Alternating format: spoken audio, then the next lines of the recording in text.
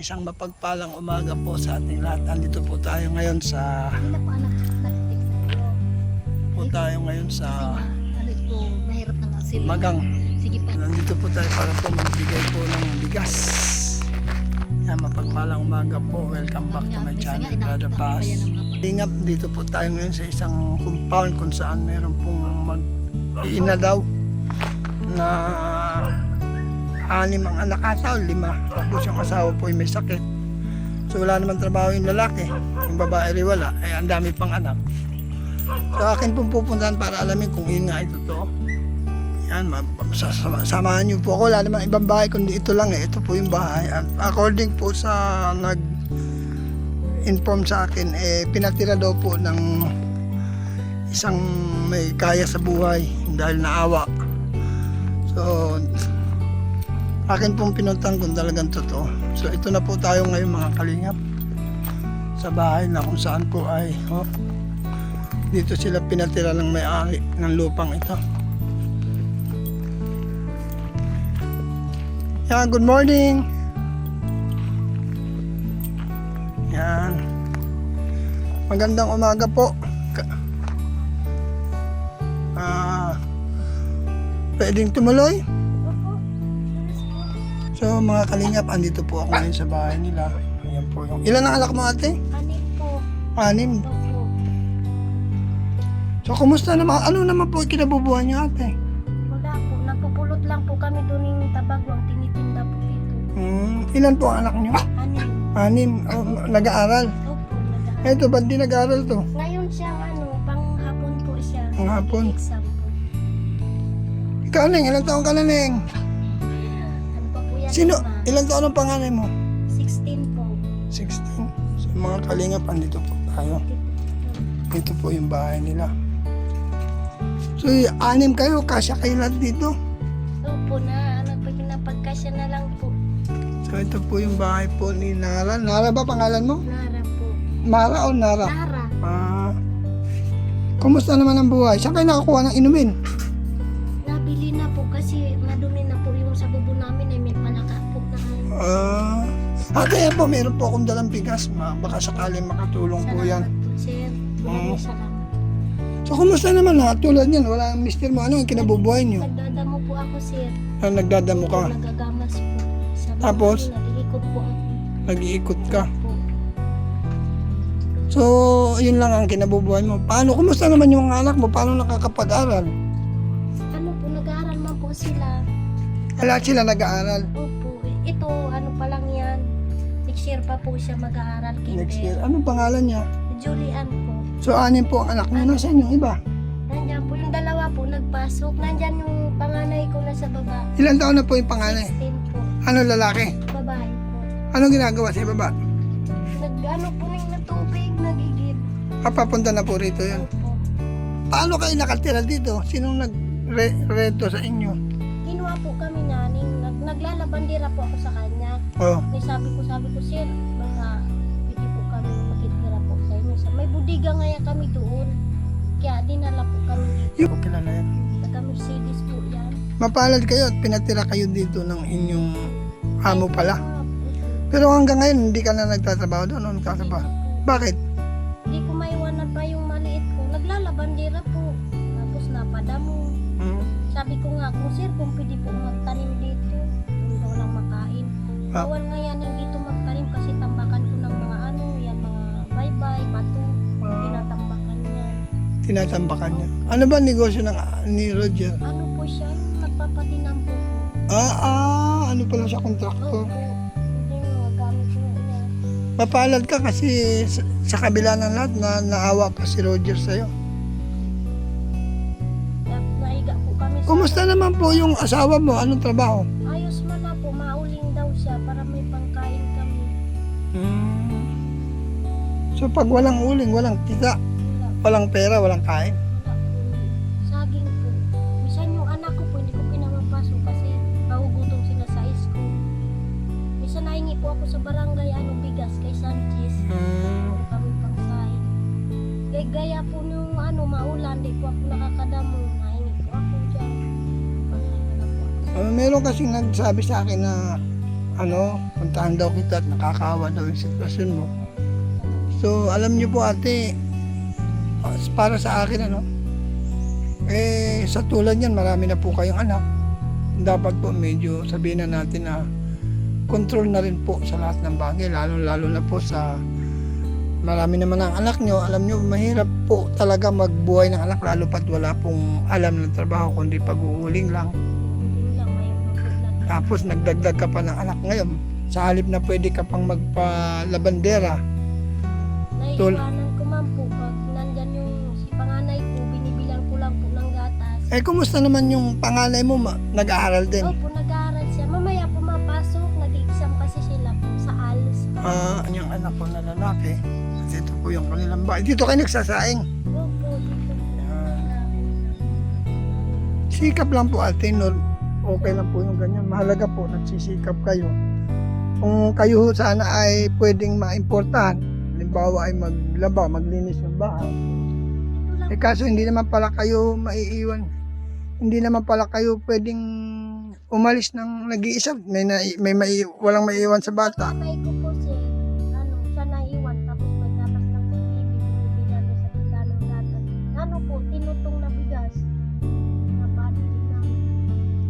Ganun talaga kasi marami po kayong anak. Mabuti sa anak kung maganda ang trabaho ng asawa mo. Tulad niyan, yung pag-uuling sa... Masakit man po yung siray, nag-uudog po ng dugo. Baka may... Pa, Baka po... bituka na daw po yun. Ayaw man niya yun magpa-opera na. Sabi ko ng doktor, nagagaling man siya tapos po, mga paglalagi ng mainit, sana yan, sinusumpong man, natay na naman siya dugo. Ano yan, baka colon cancer yan. Baka naging mahilig sa mga inihaw lagi.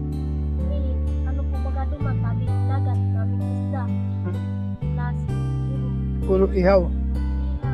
Ano po yung pinag-uulingan niya sa Kulase ate? ano lang, Bundok. Akala ko sarili niyo lupa. ano po, yung nyuga, nigwang napalinis, sa kanya na yung kahoy. Binibigay na sa kanya, bilang yun na yung bayad sa kanya. Nyugan po siya. Yoga. So doon siya naglilinis. Dapat dyan sa kanya, wag na magkakakain ng mga healthy food na lang ang kainin. Mahirap. Pinakain ng gulay, tapos tignan, gulay, Ano pong trabaho? Ilan taon na po asawa niyo ate? ano po, 41. Bata pa. So, yan. May dala akong bigas para sa'yo. Salamat po, sir. Sana makatulong yun. Tulungan mo rin yung sarili mo pag may pagkakataon. Hindi humanap ka ng diskarte na makakikita.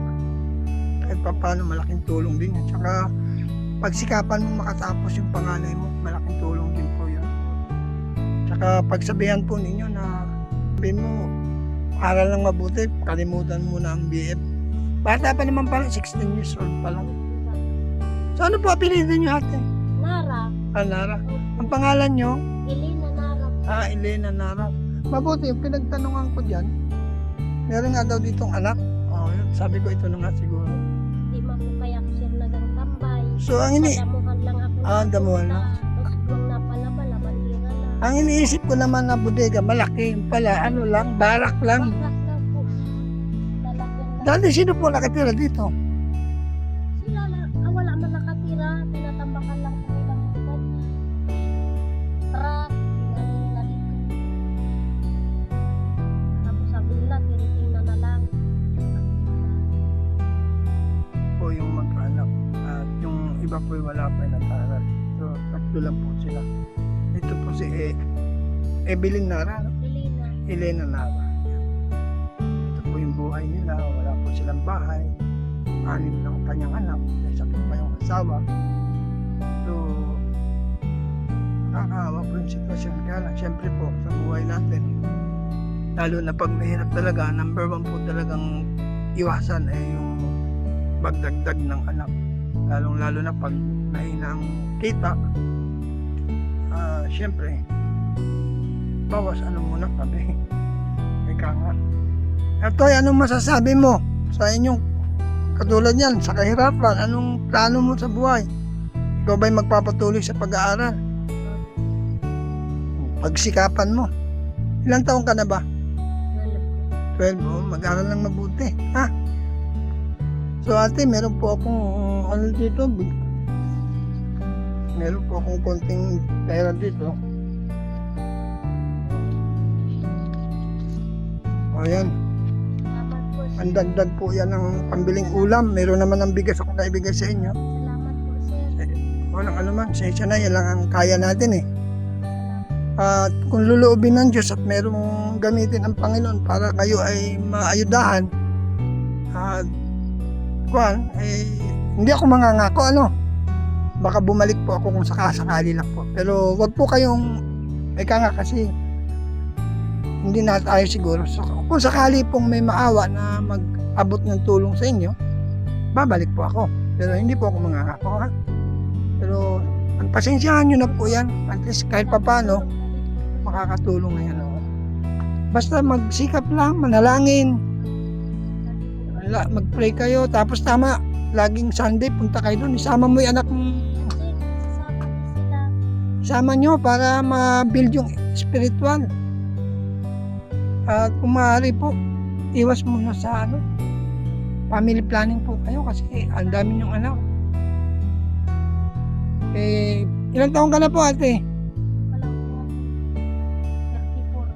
Bata pa.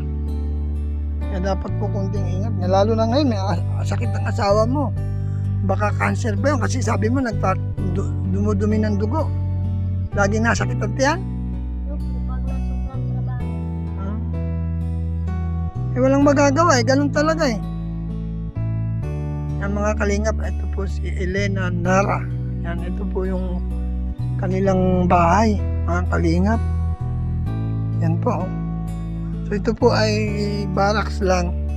Dahil wala po silang matirhan. Dito po sila pinatira ng may-ari. Salamat na lang po sa may-ari na yan. So, sige po ate, see you. Maraming salamat. Salamat po, sir. Salamat po. Walang anuman. Sana patuloy lang po tayong manalangin, magsikap. Pag-aralin nyo po yung anak nyo, nandyan po ang future nila. Sige. Mga kalingap, nasumpungan ko po yung bahay. Talagang nga po nakakaawa nga. At yun po ay 6 ang anak ni Elena. Tapos yung asawa nag-uuling lang. Shout out Ermagalo Mix Vlog, yan.